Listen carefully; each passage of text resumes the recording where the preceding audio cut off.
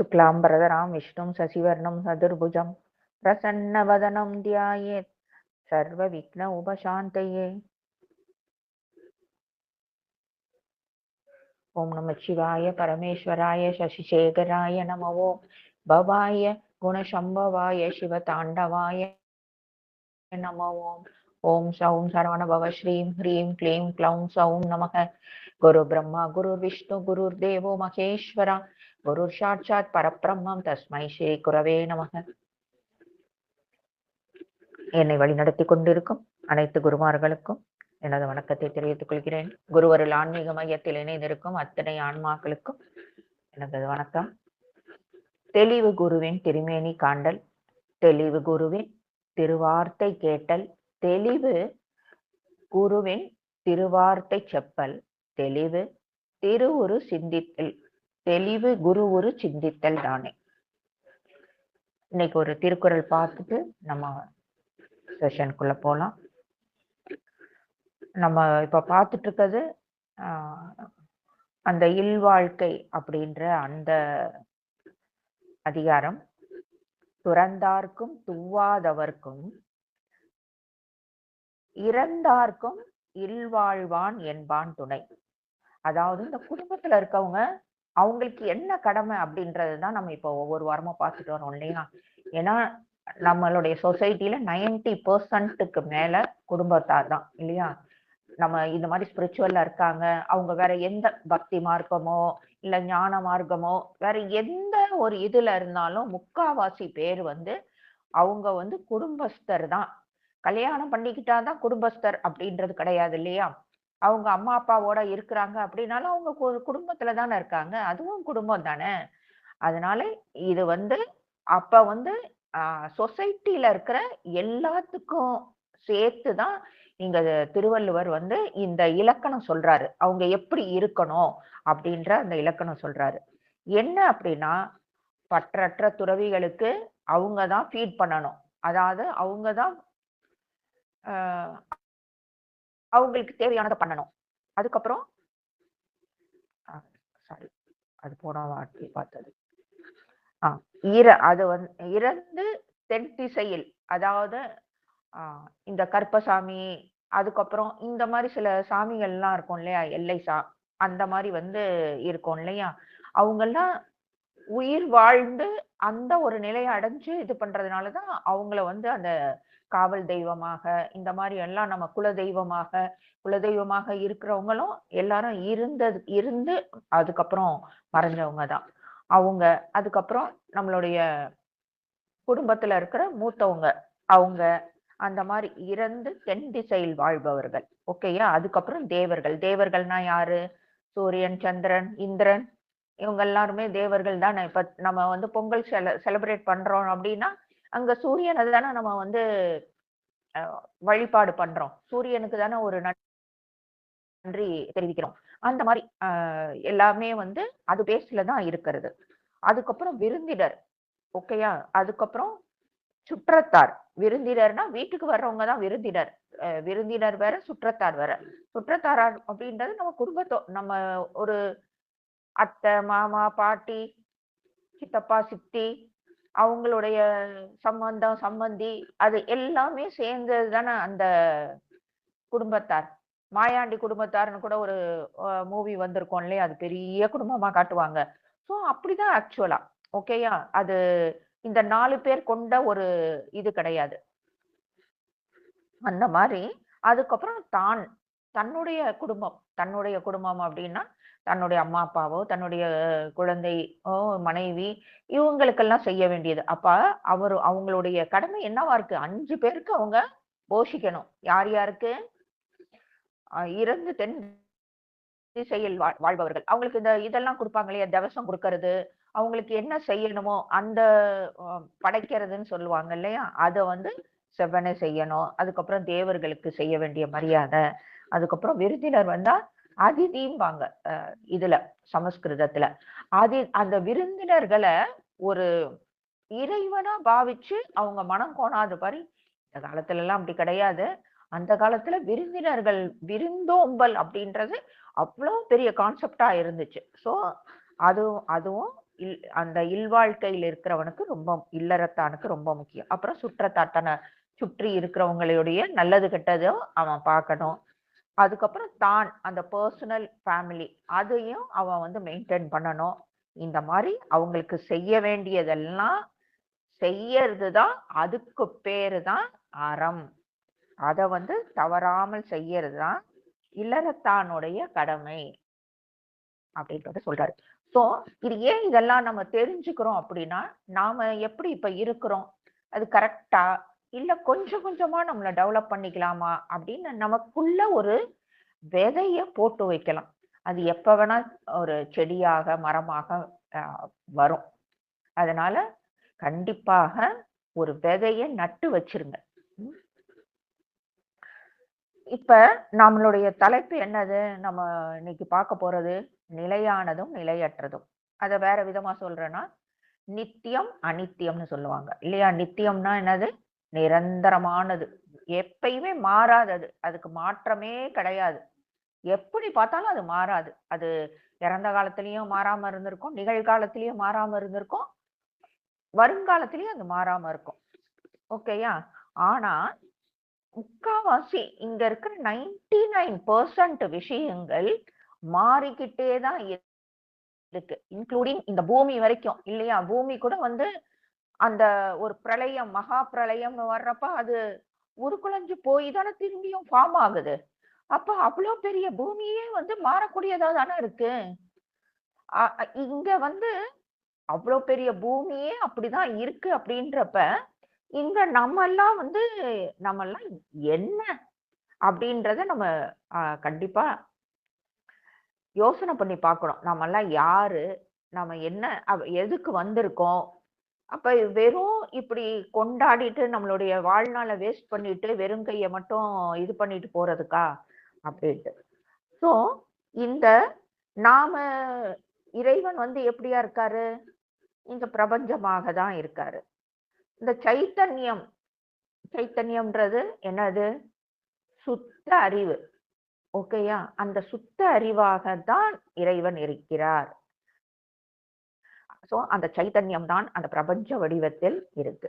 நமக்கு தெரிஞ்ச வரைக்கும் இந்த பிரபஞ்சம்னா என்னது? இந்த பூமி, இந்த கோள்கள் இருக்கு. ஏதோ அவங்களுடைய நாலேஜ பொறுத்த வரைக்கும் பூமி இருக்கு, நிலா இருக்கு, சந்திரன் இருக்கு, மரம் இருக்கு, மலை இருக்கு. அப்படின்றது தான் ஆ ஓரளவுக்கு நாமளும் நம்மளுடைய புரிதல் வந்து அப்படிதான் இருக்கு. ஆனா, இங்க ஜகத் அப்படின்றது 2 விஷயமாக பிரிஞ்சிருக்கு. என்னது அது? அவங்கவங்களுக்கு நீங்க நான் கேட்கிற கேள்விக்கு மனசுக்குள்ளேயே நான் இந்த ஜகத்துன்றது 2 விஷயமா பிரிஞ்சிருக்கு. அது என்னவா இருக்கும் அப்படின்னு நான் கேள்வி கேட்கறதுக்கு நீங்களே உங்களுக்குள்ள நீங்க கேட்டு பாருங்க. அது என்னவா இருக்கும் 2ஆ அப்படின்ட்டு. சரியா? அப்ப ஆ அது என்னது அப்படின்னா, அதேதான் நிலையானதும், நிலையற்றதுமாக தான் 2ஆ பிரிஞ்சிருக்கு. எல்லாமே வந்து 3 காலங்கள்லயும் இப்ப நிலையற்றதுன்னு வச்சுக்கோங்களேன். ஆ அத எடுத்து நம்ம இப்ப பேசுவோம். அதாவது அது 1000 வருஷமா இருக்கு. 1000 வருஷமா அது இருந்துச்சு. இப்பதான் போன வருஷம் தான் அது அழிஞ்சு போச்சு. ஆனா 1000, 3000 வருஷமா ஒரு கோயில கூட சொல்லலாம். ஒரு கோயில் வந்து அவ்ளோ இருந்துச்சு. நல்லா சூப்பரா கொண்டாடிக்கிட்டு இருந்தாங்க. இப்பதான் போன வருஷத்துல இருந்து அது இப்படி இல்லாம போயிருச்சு. அதாவது அது கொஞ்சம் கொஞ்சமா அதோடைய இது மங்கி அது இல்லாம போயிருச்சு அப்படின்ற மாரி.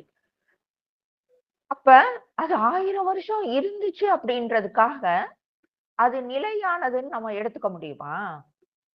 நெவர். ஓகேயா? சரி. அது 10 வருஷத்துக்கு முன்னாடி தான் இது வந்துச்சு. ஆனா இன்னும் அது ஸ்டில் ஒரு 3000 வருஷம் தாக்கு பிடிக்கும். அப்படின்னு நம்ம சொல்றோம் ஒரு விஷயத்துக்கு. அப்பன்னா அது வந்து நிலையானதுன்னு எடுத்துக்கலாமா? ஏன்னா இந்த 1000த்த விட அது 3000 வருது இல்லையா? அதுவும் நெவர். ஸோ முன்காலம், நிகழ்காலம், அப்புறம் எதிர்காலம் அந்த 3 நிலையாக இருந்தாலும், எல்லா காலத்திலயுமே இருக்கணும். அது மாற்றம் இல்லாம இருக்கணும். அது கண்டிப்பா மாற்றமே கிடையாது. மாறுதலே கிடையாது. அப்ப எப்ப எங்க ஆரம்பிச்சுச்சு? அது ஆரம்பிக்கவே இல்லையே. எங்க முடிஞ்சுச்சு? அதுக்கு முடிவே இல்ல. சோ, அதுதான் வந்து ஆதி அந்தம் அற்றது அப்படின்றது. நித்தியம் அப்படின்னா ஒரே வார்த்தையில சொன்னோம்னா, எங்கும், எப்போதும், எல்லாமும். சரி. அனித்தியம் அப்படியே ஆப்போசிட். என்னது? இங்கு இங்கு மட்டும், இப்போது மட்டும், இப்ப மட்டும், இதுவாக. இத நம்ம வந்து ஒரு எக்ஸாம்பிளோட பார்க்கலாம். ஒரு பானை, மண்ணாலான ஒரு பானையோ, ஏதோ ஒரு விஷயம் நீங்க எடுத்துக்கோங்க. அந்த பானை வந்து எதால ஆனது? மண்ணால ஆனது. அது போன வருஷம் வந்து நான் வந்து பொங்கலுக்கு வாங்கினேன்யா. அப்ப இந்த வருஷம் நான் புதுசா தான் வந்து பொங்கலுக்கு வாங்குவேன். அதனால அந்த பானைய என்ன பண்ணுவேன்? நான் டிஸ்போஸ் பண்ணிருவேன். அப்படின்னு சொல்றோம் அப்படின்னா, அது வந்து போன வருஷம் வரைக்கும் அது நிலையா இருந்துச்சு. ஆனா எங்க இருந்து வந்துச்சு? அது மண்ணுல இருந்து தான் வந்துச்சு. இப்ப இந்த வருஷம் வந்து பொங்கலுக்கு புது பானை வாங்குறப்ப அத டிஸ்போஸ் பண்ணியாச்சு. அப்ப திரும்பவும் அது மண்ணுக்கே போயிருச்சு. அப்ப அந்த பானை வந்து நிலையானதா? நல்லா யோசனை பண்ணி பாருங்க. அதே மாரி இந்த அனித்தியம் அப்படின்றது வந்து அசையும் சொத்துக்கள் சொல்லுவோம் இல்லையா? நம்ம பொதுவா வந்து நம்மளுடைய சொத்துக்களையே கேட்டா வந்து கண்டிப்பா வந்து இந்த ஆ இதுல வந்து நிக்கிறாங்க இல்லையா? அரசியல்வாதிகள்லாம் வந்து நிக்கிறாங்க இல்லையா? அந்த அ தேர்தல்ல.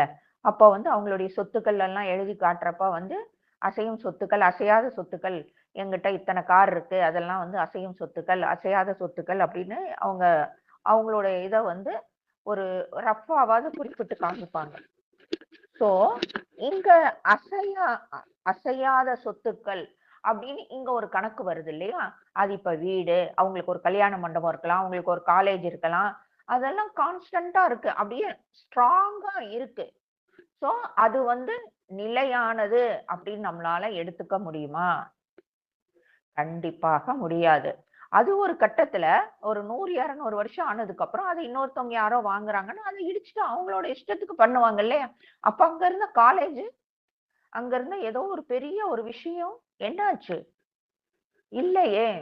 அப்ப அசையும், அசையாத சொத்துக்கள் அப்படின்னாலும் அது நிலையற்றது தான். கரெக்ட்டு தானே? ஆ இந்த கான்செப்ட் வந்து கொஞ்சம் டஃப்பா இருக்கும். அதனால எல்லாருமே வந்து முடிஞ்ச வரைக்கும் கண்ண மூடி இத வந்து கேளுங்க. ஓரளவுக்கு உங்களுக்கு அழகா புரிய ஆரம்பிச்சுரும். இன்னும் நீங்க அதையே திங்க் பண்றப்ப, ரொம்ப அழகா புரிய ஆரம்பிச்சுரும். இத நீங்க புரிஞ்சுக்கிட்டீங்க அப்படின்னா, உங்க உங்க கிட்ட வர்ற எதுவாக இருந்தாலும், ஏன்னா குடும்பம் அப்படின்னா 1008 பிரச்சனைகள் இருக்கதான் செய்யும். அதையெல்லாம் அழகா விடுவிச்சு, நீங்க அதுலருந்து வெளிய வருவீங்க. எதையும் ஹேண்டில் பண்ண முடியும். இப்ப ஆ இதுக்கு இன்னொரு ஒரு இது பார்க்கலாம். இங்க ஆ இவரு ஸ்வேதகேதுன்னு வந்து ஒருத்தர். அதாவது இந்த வேதத்துலலாம் ஆ இந்த ஒரு ஸ்டோரி வந்து குறிப்பிடப்பட்டிருக்கு. அதாவது அதையும் நான் சொல்லிர்றேன். எதுல அப்படின்னு. சாந்தோக்கிய உபனிஷத்து. ஓகேயா? அதுல வந்து இந்த வந்து கதை. அ நான் அடிக்கடி சொல்லுவேன். இந்த கதைகள் எல்லாம் உண்மையில நடந்துச்சா? இல்லையா? நமக்கு தெரியாது. ஆனா, அதுல என்ன கருத்துக்கள் சொல்ல வர்றாங்க? நமக்கு வந்து இந்த ஞான சப்ஜெக்ட் எல்லாம் அப்படியே நம்ம மண்டைக்குள்ள ஊத்துனா அப்படியே மண்டை அ வெடிச்சிடுற மாரி இருக்கும். ஏன்னா புரிஞ்சுக்கிறது கொஞ்சம் கஷ்டமா இருக்கும். அதனால ஒரு கதை பாணியில அவன் போனானா, அவன் வந்தானா, இப்படி அவனுக்கு கையில வந்து அடிபட்டுச்சா, அப்ப அவன் இப்படி பண்ணானா, அப்படின்றப்ப நம்ம இன்ட்ரெஸ்ட்டா கேட்போம். அதுல ஒரு அந்த குழந்தைங்களுக்கெல்லாம் வந்து ஒரு மருந்து குடுக்கணும்னா, அவங்க சாப்பிடுற மருந்தெல்லாம் அந்த ஜுரம் வந்துருச்சுன்னா கூட, இந்த இன்ஃபான்ட்ஸ்க்கு அதாவது ரொம்ப கை குழந்தைங்களுக்கெல்லாம் ஏன்னா அது துப்பிரும்ன்றதுக்காக கொஞ்சம் இனிப்பு கலந்த மாரி இருக்கும். அப்ப அது மருந்து தான். அது உள்ள அந்த டேஸ்ட்டுக்கு அது எடுத்துக்கும். அதே மாரி தான் நமக்கு எல்லாமே இந்த புராணங்களா இருக்கட்டும், எல்லாத்துலயும் ஒரு கதை ஒரு நுழைச்சு நுழைச்சு சொல்லியிருப்பாங்க. அந்த கதை வடிவில சொல்றப்ப, நம்ம இன்ட்ரெஸ்ட்டா இருக்குன்னு அத கேட்போம். ஆனா, ஒரு கட்டத்துல அத யோசிக்க ஆரம்பிக்கிறப்ப, ஆமா, அதுக்குள்ள இந்த விஷயம் இருக்குன்னு. அதனால தான் அந்த கதைய எல்லாரும் விட்டுருங்க. எப்பயும் அதுக்குள்ள இருக்க எசன்ஸ எடுத்துக்கோங்க. ஓகேயா? அப்ப அந்த ஸ்வேதகேதுன்னு ஒரு பையன் இருக்காப்படி. அவனுக்கு வந்து ஒரு 12 வயசு ஆகுது. அவங்க அப்பா பேரு உத்தாகதர். ஓகேயா? அவரே பெரிய ஞானி. ஆனா, அவரு பெரிய ஞானியா இருந்தாலும், இன்னொருத்தவங்க கிட்ட தானே வந்து அந்த படிக்கிறதுக்கு அனுப்புவாங்க. அந்த மாரி வந்து பையனுக்கு வந்து 12 வயசுல பூணூல் எல்லாம் போட்டு, அந்த பூணூல் கல்யாணம் எல்லாம் பண்ணி, ஒரு ஒரு குருகுலத்துல அவரு சேர்த்து விடுறாரு. சேர்த்து விட்டு, இந்த பையனும் அப்பாவே இவ்வளவு பெரிய ஞானி. அப்ப அந்த பையன் எப்படி அங்க வந்து கத்துட்டு இருப்பான்? அப்படியே சொடக்கு போட்டா அவ்ளோ அவன் தான் வந்து ஃபர்ஸ்ட் இது ஃபர்ஸ்ட் ரேங்க். என்ன டாப் ரேங்க்ல அவன் தான் இருக்கான். அப்ப 12 வருஷம் அந்த காலத்துல எல்லாம் குருகுலத்துக்குள்ள எல்லாம் போனா 12 வருஷம். அந்த 12 வருஷத்தையும் கூட இங்க கொஞ்சம் நோட் பண்ணுங்களேன் எல்லாரும். 12 வருஷம் அப்படின்றது இன்னைக்கும் பாருங்களேன், +2 அப்படின்ற வரைக்கும் நம்மளுடைய ஸ்கூலிங் இருக்கு இல்லையா? 12 வருஷம் கண்டிப்பா படிச்சுட்டு தான் நீங்க வந்து ஹையர் ஸ்டடீஸ்க்கு காலேஜ்க்கு போகணும். அதே மாரி இந்த குரு பகவானுடைய அவரு ஒரு சுத்தி வர்றதுக்கு பாருங்க 12 வருஷம் ஆகும். இது தெரிஞ்சோ தெரியாமலோ கிடையாது. தெரிஞ்சே தான் நம்மளுடைய முன்னோர்கள் இந்த மாரி ஒரு சிஸ்டத்த வச்சிருக்காங்க. அதுதான் சொன்னேன். கதை வடிவத்துல நெறைய உண்மைகள் இங்க பொதிஞ்சு கிடக்கு. அந்த உண்மைகள தோண்டி தோண்டி நம்ம எடுத்து அத புரிஞ்சுக்கணும். அப்ப இந்த பையன வந்து அனுப்புறாரு. அனுப்புறப்ப வந்து அவன் 12 வருஷம் அங்க படிச்சு முடிச்சுட்டான். டாப் ரேங்க்ல இருக்கான். அவன்கிட்ட வந்து ஒரு ஒரு டேலண்ட் இருக்கு. என்னன்னா, இப்ப நீங்க ஏதாவது ஒண்ணு சொல்றீங்கன்னா, அப்படியே சொடக்கு போட்ட மாத்திரத்துல நீங்க எவ்வளவு பெரிய அ ஒரு மகாபாரதமே நீங்க 1 மணி நேரம் ஒருத்தவங்க சொல்றாரு. அவரு அதுல வந்து ரொம்ப பிரசித்தி பெற்றதா இருக்காரு. ஆனா இப்பதான் அவன் கேட்கிறான் அப்படின்னா, அத அவன் அத அப்படியே திருப்பி ரிப்பீட் பண்ணுவான். ஜஸ்ட் அப்படியே. சரி, அது என்னங்க நான் கூட தான் பண்ணுவேன். சொன்ன மாத்திரத்துல எனக்கு ஞாபகம் இருக்கும். நாளைக்கு கேட்டா தான் மறந்து போயிரும். இது என்ன பெருசா அப்படின்னு நீங்க கேட்கறது எனக்கு காதுல விழுகுது. அவன் 10 வருஷம் கழிச்சு கேட்டாலும் அதே மாரியே சொல்லுவான். அப்ப டேலண்ட் தானே நம்ம ஒத்துக்கிட்டு தானே ஆகணும். அந்த மாரி அதுக்கு பேரு அனுச்சானமானின்னு அந்த டேலண்ட்டுக்கு பேரு. அந்த மாதிரி ஒரு டேலண்டட் பெர்சன் அந்த பையன். இப்படி இருக்கிறப்ப அவன் வந்து படிச்சுட்டான். 24 வயசு ஆயிருச்சு அவனுக்கு. ஃபுல்லா டோட்டலா முடிச்சுட்டான்.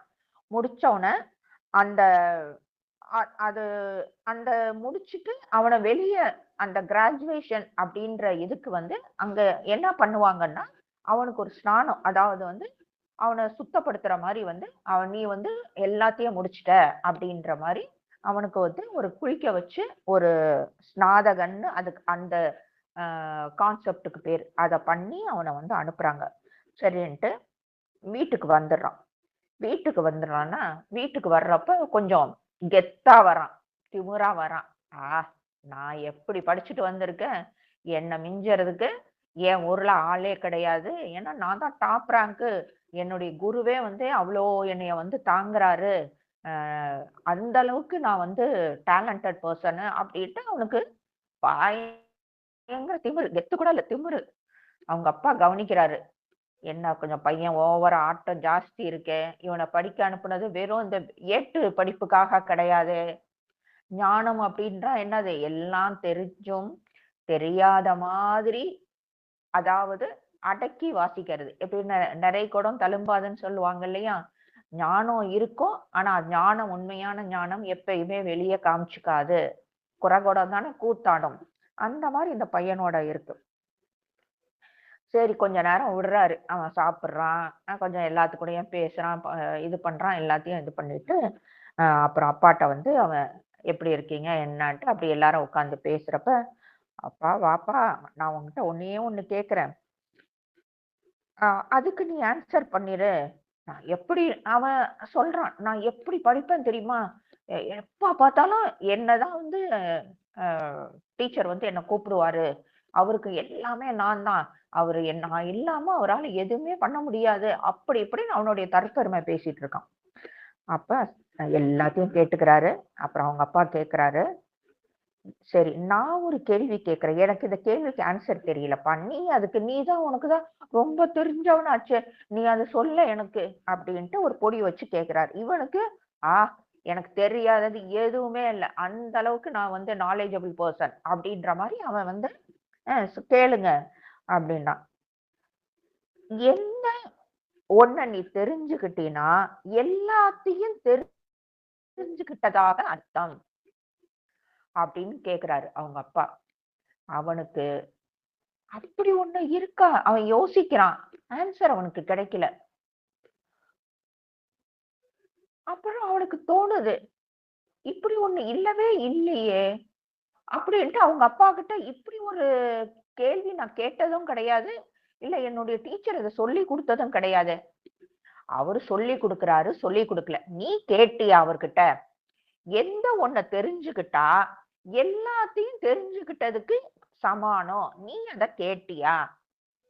இல்ல நான் கேட்கல. இதென்னா வந்து நியாயமா இருக்கு. நானா கேட்டேன், இத சொல்லிக் குடுங்க, அத சொல்லிக் குடுங்கன்னு. அவரா தானே ஒரு சிலபஸ் வச்சிருக்காரு. அதுல அவரா தானே எல்லாமே சொல்லிக் குடுக்குறாரு. அப்ப நான் எப்படி இத வந்து கேட்க முடியும்? அப்படின்னு சொல்றாரு. எனக்கு அதெல்லாம் தேவையில்ல. நீ இப்ப வந்திருக்கன்னா, நீ முழுசா வந்து அத தெரிஞ்சுட்டு தான் வந்திருக்கணும். நீ கேட்டிருக்கணும். இல்ல நான் கேட்கல. அவரா தானே சொல்லிக் குடுக்கணும்ன்ட்டு இவன் திருப்பி ஆர்க்யூ பண்றான். திருப்பியும் ஒரு ஏன்னா அப்பல்லாம் அப்பா பேச்சுக்கெல்லாம் ரொம்ப மதிப்பு இல்லையா? திருப்பியும் கொண்டு போய் எங்கேயாவது இன்னொரு இடத்துல சேர்த்து விட்டாருன்னா என்ன பண்றது? அப்படின்ட்டு அவன் வந்து அ அப்படி ஒரு ஞானம் இருக்கா? இல்லையேன்ட்டு அவன் ஆர்க்யூ பண்றான். அப்ப சரி, அ அப்ப வந்து அவரு வந்து சொல்றாரு. அப்படி ஒண்ணு அப்பா இப்படி ஒரு கேள்விய கேட்கிறாரு அப்படின்னா, அப்ப இவருக்கு அந்த விடை தெரிஞ்சிருக்கணும். அவருக்கு தெரிஞ்சதுனால தானே நம்மகிட்ட கேட்கிறாரு. அப்படின்ட்டு அவனுக்கு உள்ள யோசனை தோணுது. அப்ப வந்து அவன் அப்பா கிட்ட ரொம்ப பணிவோட அவ்வளவு நேரம் இருந்த திமிரு, தெனாவெட்டு அத்தனையும் அடங்கி, ஒடுங்கி, சப்த நாடியும் அடங்கி, குருநாதரே அப்பாவ அப்படி நான் எப்படி படிச்சிருக்கேன்னு தெரியுமா? அப்படின்னு தெனாவட்டா இருந்தவன், குருன்ட்டு கூப்ட்டு, நீங்க எனக்கு அது என்னன்றத நீங்க வந்து எனக்கு விளக்கணும் அப்படின்ட்டு சொல்றாரு. நீங்களே எனக்கு குருவாக இருந்து, அந்த தயவு செஞ்சு ஏன்னா, அந்த கட்டத்துல அவனுக்கு அவ்ளோ டேலண்டட் பெர்சன் அப்படியே ஒண்ணுமே இல்லாத மாரி அவனுக்கு போயிருது. பிளாங்க்கா ஆயிடுறான். அப்ப அவர் அப்பா சொல்றாரு, "அ எத வந்து காரணத்த காரண, காரியம்னு 2 இருக்கு. அந்த காரணத்த நீ பத்தி தெரிஞ்சுக்கிறப்ப, அதுதான் வந்து முழுசா நீ தெரிஞ்சுக்கிறதா அர்த்தம். அத நீ தெரிஞ்சுக்கிட்டீன்னா, எல்லாத்தையும் தெரிஞ்சுக்கிட்டதாக இது. அதுதான் வந்து ஞானம்." அப்படின்னு சொல்றாரு. ஆ இது இது எப்படி வந்து நான் தெரிஞ்சுக்க முடியும் அப்படின்றப்ப, அவரு நெறைய விளக்கம் சொல்றாரு. நம்ம அதுல ஒரு 2, 3 பார்க்கலாம். ஓகேயா? நீ காரணத்த தெரிஞ்சுக்கிட்ட அப்படின்னா, காரியம் தானாவே தெரிஞ்சிரும் இல்லையா? இன்னைக்கு இப்ப பொங்கல்னு வச்சுக்கோங்களேன். அப்படியே நம்ம வந்து கரும்பு வாங்குறோம், பொங்கல் பண்றோம். ஏன் காரணம்? காரணம் என்ன? அன்னைக்கு பொங்கல், பொங்கல் திருவிழா, பொங்கல் செலப்ரேஷன் அப்படின்றதுனால நம்ம இது பண்றோம். அவ்வளவுதானே. அந்த காரணம் தெரிஞ்சிருச்சு. அந்த மூலம் தெரிஞ்சிருச்சு அப்படின்னா, அந்த காரியம் எதுக்காக நடக்குது அப்படின்றது ஆட்டோமேட்டிக்கா தெரிஞ்சிரும் இல்லையா? இந்த இப்ப நம்ம ஸ்டார்ட்டிங்ல பார்த்தோம் இல்லையா? மண்ணு, பிள்ளையாரு அப்படின்ட்டு. அந்த மண்ண பத்தி தெரிஞ்சுக்கிட்டோம் அப்படின்னா, அந்த மண்ண மூலமாக எது எது உருவாகுதோ, அத பத்தி எல்லாம் உங்களால தெரிஞ்சுக்க முடியுமா? தெரிஞ்சுக்க முடியாதா? நல்லா யோசனை பண்ணி பாருங்க. இததான் நம்ம பதஞ்சலி யோக சூத்திரத்துல பார்த்துட்டு இருக்கோம். அதுவாகவே நம்ம அத மாறி, அதோடைய ஞானத்த முழுசாக எடுத்துக்கிறப்ப, ஆட்டோமேட்டிக்கா அதுல இருந்து வர்றது அத்தனையுமே உங்களுக்கு ஈஸியா புலப்பட்டுரும். நம்ம இப்ப ஸ்டார்ட்டிங்ல பார்த்தோம் இல்லையா? ஒருத்தன் வந்து பிள்ளையார் சிலைலாம் செஞ்சு வித்துட்டு இருந்தான் அப்படின்ட்டு. நான் இப்ப பின்னாடி வந்தவங்களுக்காக நான் இன்னொரு தரம் சொல்றேன். இப்ப பிள்ளையார் சதுர்த்தியும் கொஞ்ச நாள்ல 1 மாசத்துல வரும் இல்லையா? அந்த டைம்ன்னு வச்சுக்கோங்க. ஒருத்தன் வந்து பிள்ளையார் சிலை செஞ்சு வித்துட்டு இருக்கான். ஓகேயா? அப்போ ஒருத்தர் வர்றாரு. ஒருத்தர் வந்து எனக்கு ஒரு பிள்ளையார் வேணும் அப்படின்னு கேட்கிறாரு. நான் ரொம்ப பிஸியா இருக்கேங்க. ஒரு 2 ஹவர்ஸ் கழிச்சு வாங்க. நான் உங்களுக்கு செஞ்சு தரேன் அப்படின்ட்டு அவன் சொல்றான். சரின்ட்டு அவரு என்ன பண்றாரு, 2 மணி நேரம் கழிச்சு வர்றாரு. கழிச்சு வந்துட்டு, "எவ்வளோப்பா?" அப்படின்னு கேட்கிறாரு. ரூ. 200 குடுங்கன்ட்டு குடுத்துட்டு அவரு வாங்கிட்டு போயிர்றாரு. இப்ப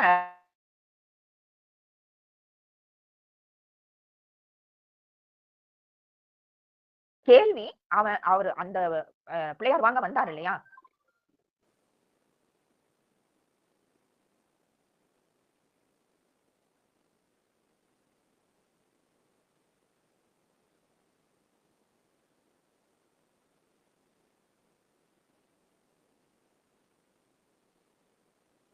அம்மா வாய்ஸ் கேட்கலங்கம்மா.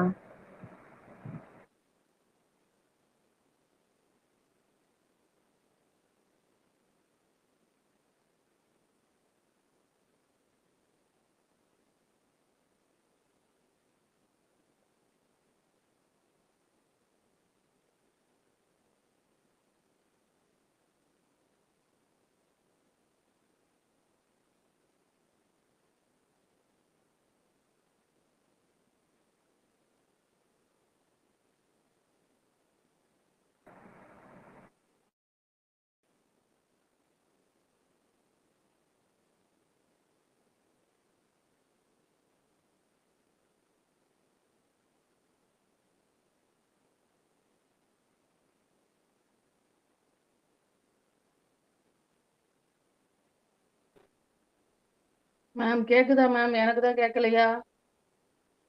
கேட்கலைங்கம்மா கேட்கலைங்கம்மா.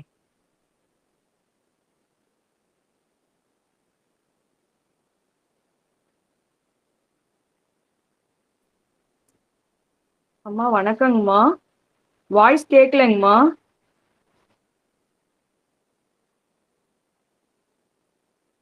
யாருக்குமே கேட்கல மேம்.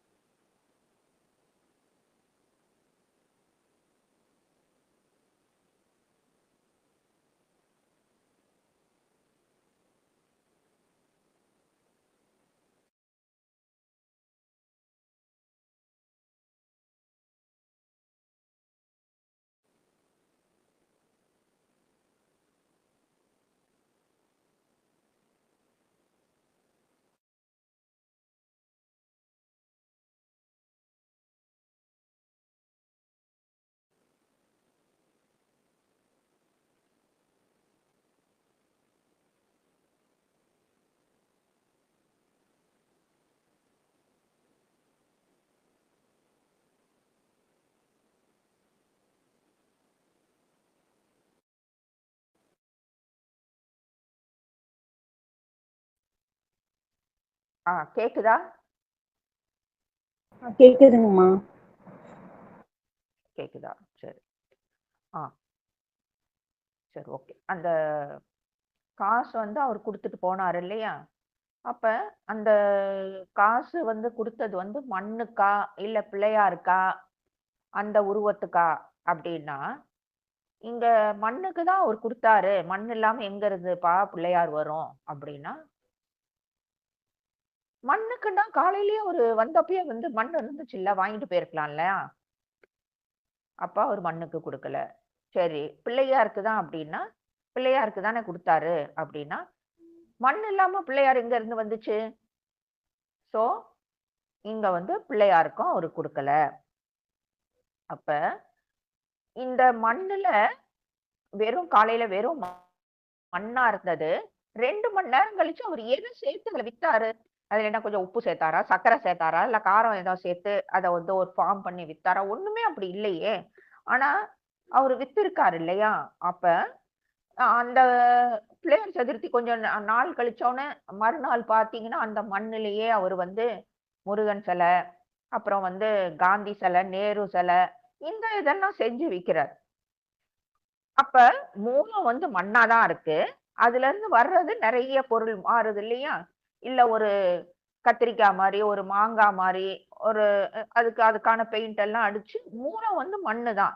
இதுக்கு பேரு தான் விகாரம். ஒரு மூலத்துல இருந்து நெறைய விஷயம் வருது இல்லையா? அதுக்கு பேரு தான் விகாரம். நம்ம இதுல வந்து விகாரம் அப்டின்னா, ரொம்ப அசிங்கமா இருக்கிறது. அப்படி கிடையாது. ஒரு இதுல இருந்து நெறைய ரூபம் வருது இல்லையா? அதுக்கு பேரு தான் விகாரம்.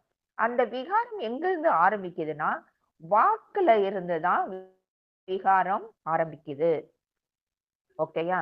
அங்க இருக்கிறது ஒரே ஒரு பொருள் தான். ஆனா, அதுல இருந்து வெளிய வர்றது நெறைய பொருள். நெறைய விகாரங்கள். ஓகேயா? அதத்தான் நம்ம இப்ப ஆராயணும்.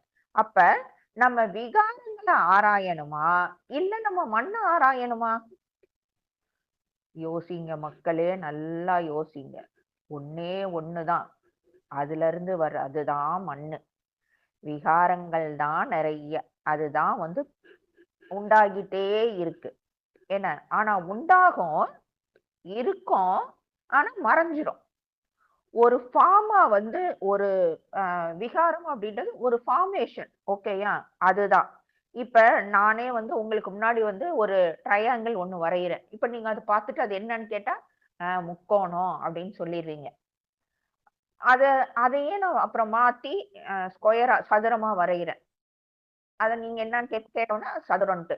அப்ப நான் வரையறத நீங்க பார்த்து உங்களுடைய எண்ணங்கள் மூலமாக அத வெளிப்படுத்துறீங்க. இங்க மண்ணுக்கு விலையா? சிலைக்கு விலையா? அதே மாரி இன்னொரு எக்ஸாம்பிள் உங்களுக்கு புரியறதுக்காக சொல்றேன். அதே மாரி நகை கடைக்கு போறோம். இன்ட்ரெஸ்ட்டா எல்லாரும் சேர்ந்து போவோமா? போறோம். ஒரு மோதிரம் கேட்கிறோம். 8 கிராம்ல ஒரு மோதிரம் குடுங்க அப்டின்ட்டு. நெறைய மோதிரம் வந்து ஒரு 50 மோதிரத்துக்கு கிட்டத்தட்ட காட்டுறாங்க. ஆனா, அந்த வா நம்ம வந்து விலை குடுத்து வாங்குறோம். ஒவ்வொரு மோதிரமும் ஒவ்வொரு வித்தியாசப்படுது விலை. ஆனா, இங்க மோதிரத்துக்கு விலையா? இல்ல தங்கத்துக்கு விலையா? நாம அத மோதிரமா பார்க்கிறோம். அத விக்கிறவன் தங்கமா தான் பார்ப்பான். இல்லையா? சோ, ஆனா நம்ம குடுக்கறது அந்த தங்கத்துக்கான ரேட்டு தான். நான் அத மோதிரம்னு சொல்றோம். இதே மாரி தான் கோல்டுன்றது தான் அங்க ஒரு மூலம். அதிலிருந்து வெளிய வர்றது தான் கோல்டு, ரிங்கு, செயினு, பிரேஸ்லெட், கம்மலு, அது இது அப்படின்றது. இது மாதிரி தான் கோல்டுன்றது தான் இங்க வந்து மூலப்பொருள். சோ எல்லா இடத்துலயும் இப்ப காரணம் வேற, காரியம் வேறன்னு 2ஆ இருக்குன்னு பிரிச்சு பார்க்காதீங்க. காரணமும், காரியமும் சேர்ந்தே தான் இருக்கும். அந்த 2 தன்மை கிடையாது. அந்த டுவாலிட்டி கிடையாது. ஓகேயா? ஒரு விஷயத்துல இருந்து ஃபார்ம் ஆயி வெளிய வர்றது தான் அந்த விகாரம். அது பேரு தான் நாமம். அது பேரு தான் ரூபம். ஓகேயா? இப்ப மண்ணும் விகாரமும் சேர்ந்தா பானையாவும் அது மாறலாம், பிள்ளையாராவும் மாறலாம். அதே மாரி கோல்டும் அந்த ஒரு செயினோ இல்ல அந்த ஃபார்ம்ல வந்து சேர்றப்ப, அது வந்து கோல்டும் விகாரமும் சேர்றப்ப, ஒரு செயினோ இல்ல நெக்லஸோ இல்ல வந்து வளையலோ அந்த மாரி மாறுது. ஸோ இங்க நாமளே இப்ப வச்சுக்கிறோமே, கையில வந்து ஃபோன் வச்சிருக்கோம். ஃபோன் இருக்கு. மேல போட்டிருக்க துணி இருக்கு அப்படின்னு இருக்கும். எல்லாமே இருக்குன்னு சொல்றோம். அப்ப அந்த இருக்குது அப்படின்ற சொல் வந்து என்ன வடிவத்துல இருக்கும்? அதுக்கு என்ன அர்த்தம்? அது என்ன ஃபார்ம்? அதோடைய ஃபார்ம் என்ன? அதுக்கு தனியா ஏதாவது அர்த்தம் இருக்கா? இல்லையே. எந்த வடிவமும் கிடையாது. அது இருக்கா? இருக்கு அவ்வளவுதான். ஓகேயா? இதுக்கு ஒரு உண்மையா ஒரு அ நடந்தத தான் பார்ப்போம். அதாவது ஆதிசங்கரர் ஓகேயா? அவர் வந்து குளிச்சுட்டு எங்க காசியில வந்து குளிச்சுட்டு வர்றாரு. குளிச்சுட்டு வர்றப்ப அவரு இந்த மாதிரி பெரிய இவங்க மடாதிபதி எல்லாம் வர்றப்ப கூட அவங்களுடைய சிஷ்யர்கள்லாம் வருவாங்க இல்லையா, அது மாதிரி இந்த பக்கம் ஒரு 4 பேர், அந்த பக்கம் ஒரு 4 பேர் அவர் பத்திரமா கூட்டிட்டு வந்துட்டு இருக்காங்க. அப்ப எதிரில வந்து ஒருத்தர் வர்றாரு. சண்டாளன்னு ஒரு கேட்டகரி வந்து பகவத்கீதையில கூட சொல்லுவாரு பரமாத்மா. அது என்ன அப்படின்னா, சண்டாளன் அப்படின்றது என்னன்னா, அவங்க நாய் கூடவே இருப்பாங்க. நாயை தான் அவங்க சாப்பிடுவாங்க. அதாவது அப்படி ஒரு இழிநிலை அப்படின்ற மாதிரி வந்து அவர் சொல்லியிருப்பாரு. அது வேற ஒரு காரணத்துக்காக அது சொல்லப்பட்டது. இங்க அந்த சண்டாளன் அவருக்கு எதிரில வர்றாரு. அப்ப ஒரே நாத்தம், அந்த சண்டாளன் மேல ஒரே நாத்தம். 10 நாய், அந்த அந்த நாயும் எல்லாம் சொறி புடிச்ச மாதிரி இருக்கு. அந்த ஆதிசங்கரருக்கு நேருக்கு நேரா இப்படி அவர் மேல மோதுற மாதிரி அந்த சண்டாளன் போறாரு. அப்ப அவரு அப்படியே ஒரு மாதிரி ஆதிசங்கரர் பாக்குறாரு. இந்த கூட இருக்க சிஷ்யர் எல்லாம் எப்படி பாக்குறாங்கன்னா, ஐயோ இவன் மேல பட்டுட்டா தீட்டாயிருமே அப்படின்ட்டு. அவரும் மனுஷன், இவரும் மனுஷன்தான். ஆனா அவங்களுடைய எண்ணம் வந்து இந்த இப்படி வந்து ஓடுது. அப்ப அவங்க என்ன சொல்றாங்க, விலகு விலகு அப்படின்னு சொல்றாங்க. அப்ப விலகுன்னு சொல்றப்ப அவர் கேக்குறாரு, அந்த சண்டாளன் கேக்குறாரு, விலகுன்னு சொன்னீங்களே, எது விளக்குன்னு சொல்றீங்க? இந்த உடல விளக்குன்னு சொல்றீங்களா, இல்லனா இந்த மனச விலகுன்னு சொல்றீங்களா, எது விலகுன்னு சொல்றீங்க? எதை நான் விளக்கணும், எது விலகணும் அப்படின்னு கேக்குறாரு. இந்த நாம ரூபத்துக்கு ஆதாரமா ஒண்ணே ஒண்ணுதானே இருக்கு. என்கிட்ட இருக்கிற அதே இதுதானே உங்ககிட்டயும் இருக்கு. இது இது நீங்களும் நாம ரூபம், நானும் நாம ரூபம். ஆனா இந்த 2 பேருக்குள்ளயும் காமனா ஒண்ணு இருக்கு இல்லையா? அப்ப அத நான் விளக்கணுமா? எது விளக்கணும் அப்படின்னு கேக்குறாரு. அவ்வளவுதான், ஆதிசங்கரருக்கு புரிஞ்சிருது என்ன நடக்குதுன்னு. அவருடைய கால் அப்படியே விழுந்துறாரு. வந்தது சிவபெருமான். அவர்கிட்ட இருக்கிற அந்த ஒரு சின்ன ஒரு விஷயத்த களையறதுக்காக அப்படி வந்து வந்திருக்காரு. அப்ப அதுக்காகவே அவர் தனியா ஒரு 5 பாட்டு வந்து எழுதியிருக்காரு. அதுல எனக்கு சொல்லி கொடுத்தது சண்டாளனாக இருந்தாலும் அவர் வந்து என்னுடைய குருவே. சோ இந்த இந்த ஜெகம் அப்படின்றது அறிவானதுதான், அறிவானதாகவும் இருக்கு, அறிவற்றதாகவும் இருக்கு. இந்த நிறைய பொம்மை இருக்குன்னு வச்சுக்கோங்களேன், இன்னும் அதெல்லாம் பெயிண்ட் பண்ணல. ஆனா அத நம்ம பொம்மைன்னு சொல்லுவோமா இல்ல மண்ணுன்னு சொல்லுவோமா? ஏன்னா அதுதான் பெயிண்ட் பண்ணலையே. இப்ப வந்து அது பாக்குறதுக்கு அந்த மண்ணுடைய கலர்ல, அந்த மண்ணுடைய இதுல தானே இருக்கு. சோ இங்க விகாரம் எல்லாமே தோன்றி மறையக்கூடியது, அதுதான் நிலையற்றது. இந்த நாம ரூபம், அதாவது இந்த விகாரம் தான் அடுத்தது நாம ரூபமாக. ஏன்னா உருவம், இப்ப நான் வந்து ஒரு பெண்ணு, இன்னொருத்தர் என் பக்கத்துல ஒருத்தர் இருக்காரு, அவர் வந்து ஆண். எப்படி அவங்கள இப்படி டிஃபைன் பண்றோம்? அவங்களுடைய அந்த ரூபத்தை வச்சு அவங்களுடைய நாமத்தை நம்ம டிஃபைன் பண்றோம். அப்ப இந்த நாம ரூபம் நீங்களாக எது இருக்கிறதோ அதுவே நிலையானது. இப்ப ஒரு நிமிஷம் நான் சொல்ற மாதிரி எல்லாருமே வந்து ஒரே ஒரு நிமிஷம், உங்களுக்கு எந்த இதுவும் நான் பண்ணல, நீங்க அப்படியே ஒரு நிமிஷம் கண்ணை மூடி உங்களை நினைச்சுக்கோங்க. அப்படியே சும்மா ஃப்ரீயா வேற எதுவும் நினைக்காம கம்முன்றுங்க. ஒரே ஒரு நிமிஷம்.